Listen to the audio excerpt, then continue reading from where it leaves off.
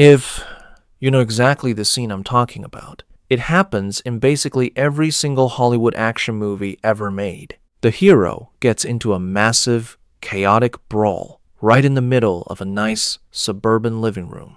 Bodies are flying everywhere. Furniture is getting smashed into kindling. And then, maybe a bad guy misses a huge haymaker punch and puts his fist straight through the wall. It looks dramatic. Dust flies everywhere. But the guy just pulls his hand out of the drywall, shakes it off, and keeps fighting like nothing happened. That scene works because, well, let's be honest. The average American house is essentially made of 2x, 4 sticks, some insulation, and a few sheets of paper-covered gypsum. It's light.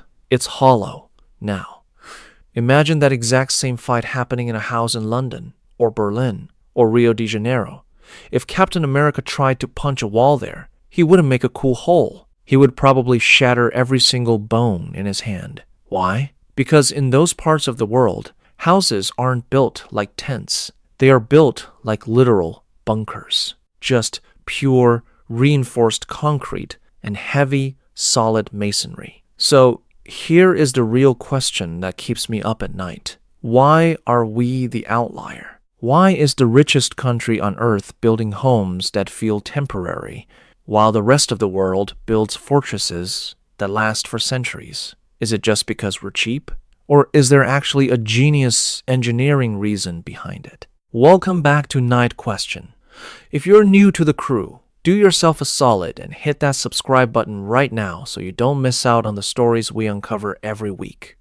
Alright, let's peel back the drywall and look at the studs. The first reason is simply geography. We have to look at what the land gave us versus what the old world had left. When European settlers first expanded across this continent, they found something that England and France had largely run out of centuries ago: endless, massive, virgin forests. Today, the US is still sitting on over 750 million acres of forest land. That is a mind-boggling amount of timber.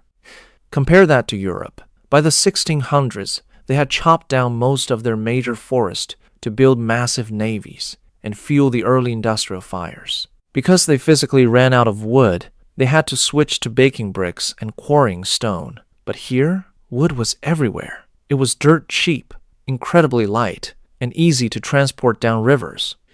But availability is only half the story. The real shift, the reason your house looks the way it does today, happened because of speed. Rewind to the end of World War II. You had millions of GIs coming home, getting married, and starting the baby boom. We had a housing crisis. We needed to build millions of homes, and we needed them yesterday. Here is the thing about concrete and brick. They are slow, painfully slow. You have to wait for heavy foundations to set. You need specialized masons who charge a fortune, and you can't easily work in freezing weather. But a wood-framed house? A small crew of guys with nail guns can frame an entire suburban house in a week. This stick framing method was the only way to build the American dream at scale. That's why communities like Levittown popped up almost overnight. We chose speed and volume over stone and permanence. We needed homes for everyone right now. Now, let's talk about the science, because this is where the paper house insults actually get it wrong. There is a huge misconception that heavy brick houses are warmer or better for the climate. Actually, in many cases, it's the exact opposite. Scientifically, wood is a natural insulator. It has millions of tiny air pockets inside its cellular structure. Get this. Wood is roughly 1,500 times better at retaining heat than steel, and significantly better than solid concrete. If you live in a place like Minnesota, Maine, or upstate New York, a solid concrete house effectively acts as a thermal bridge. It literally sucks the expensive heat out of your living room and transfers it outside to the freezing air. Our flimsy wooden walls are actually clever hollow cavities. We fill them with fiberglass or foam insulation, creating a thermal barrier that keeps your heating bill from bankrupting you in January. So, while the European house might look tougher, the American house is often smarter at handling our wild temperature swings. But there is another reason we love wood that nobody talks about, and it's deeply cultural. It's about our obsession with change. Americans are obsessed with renovation. We love HGTV. We love tearing things down and building them back up.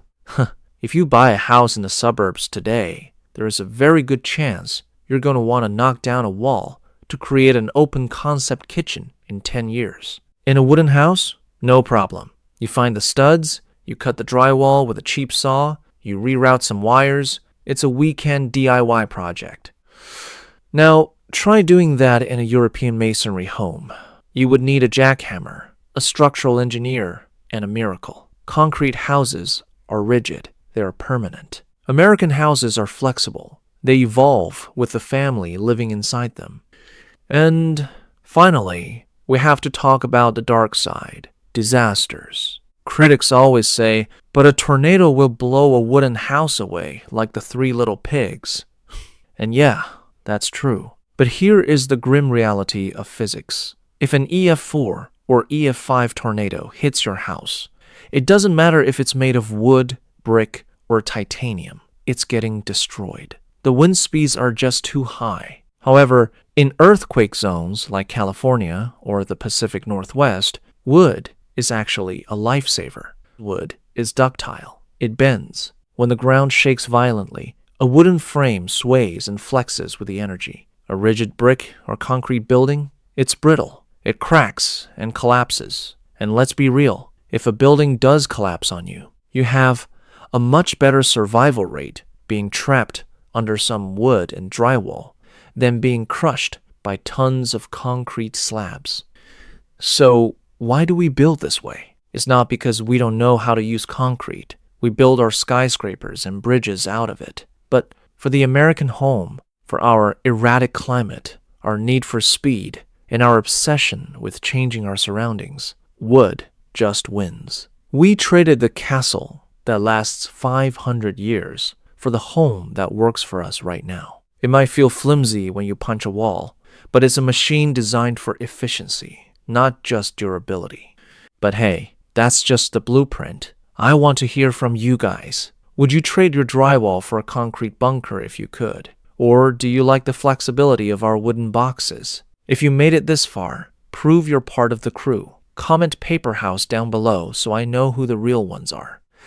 And don't forget to check out the playlist popping up on your screen right now for more deep dives into the weird things we just accept as normal. I'm Night Question. I'll catch you in the next one.